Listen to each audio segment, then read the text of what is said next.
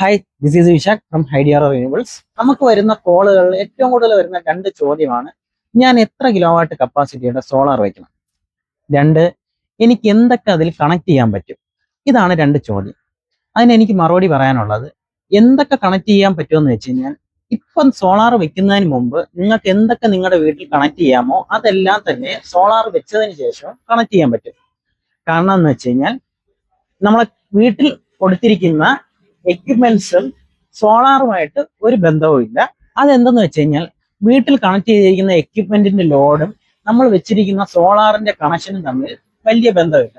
രണ്ടാമത്തെ ചോദ്യം, എത്ര കപ്പാസിറ്റിയുടെ സോളാർ എടുക്കണം എന്നുള്ളതാണ്.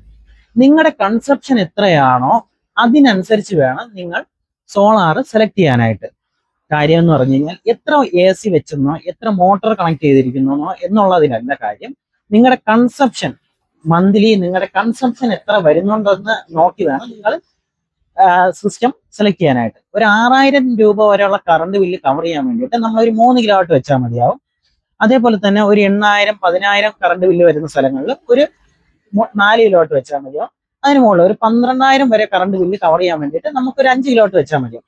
ഇതാണ് ഈ രണ്ട് ചോദ്യങ്ങൾക്കായിട്ട് ഉള്ള ഉത്തരം പറയുന്നത്.